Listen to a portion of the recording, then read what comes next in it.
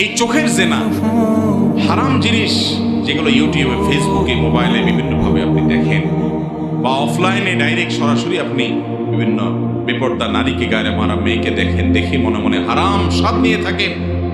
এই অপরাধ এত ভয়াবহ যে এই অপরাধটা থেকে মানুষ সিজদা গিয়ে পর্যন্ত বাঁচতে পারে না।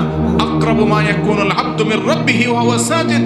বান্দা আল্লাহর সবচেয়ে কাছে যেতে পারে কখন ভাই? যখন সিজদায় চলে যায়। সিজদায় যখন যায় আল্লাহর সবচেয়ে নিকটে চলে যায়, কপাল পোড়া ওই সময়টাতে তার চোখের সামনে হারাম জিনিস ভাইসা ওঠে।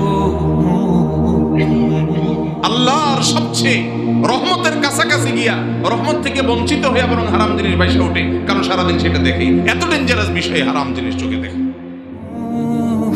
বাঁচতে চান, একমাত্র করণীয় হারাম জিনিস দেখা ছেড়ে দেন। কিছুদিন হয়তো আপনাকে শয়তান ডিস্টার্ব করবে, কিছুদিন আপনার চোখের সামনে আনবে, কিন্তু আপনি আনার সঙ্গে সঙ্গে যখন মনে হবে, আপনি চিন্তা করবেন আমি কোথায় দাঁড়ায় আছি, কার সামনে আছি, কোথায় দাঁড়িয়ে আমি কার সামনে দাঁড়িয়ে হারামের কথা, হারামের দৃশ্যের কথা আমার স্মৃতিতে আনছি। আপনার বুক প্রকম্পিত হবে। সাথে সাথে নিজেকে ভৎসনা করে, আত্মশাসন করে, নিজেকে নিজে শাসন করে, বকা দিয়ে মনে মনে নামাজ কন্টিনিউ করেন। নিয়মিত যদি চোখের জেনা ছেড়ে দেন, আপনি নিশ্চিন্ত থাকেন ইনশাআল্লাহ। আপনি বেশ কিছুদিন যদি নিজেকে হারাম জিনিস দেখা থেকে সরায় আনতে পারেন, নামাজে শয়তান বেশি দিন আপনাকে ডিস্টার্ব করতে পারবে না। কিছুকাল পরে দেখবেন ইনশাআল্লাহ এগুলো সব ভুলে গেছেন। চেষ্টা করা যাবে না ইনশাআল্লাহ। আল্লাহ আমাদেরকে তৌফিক দান করুন।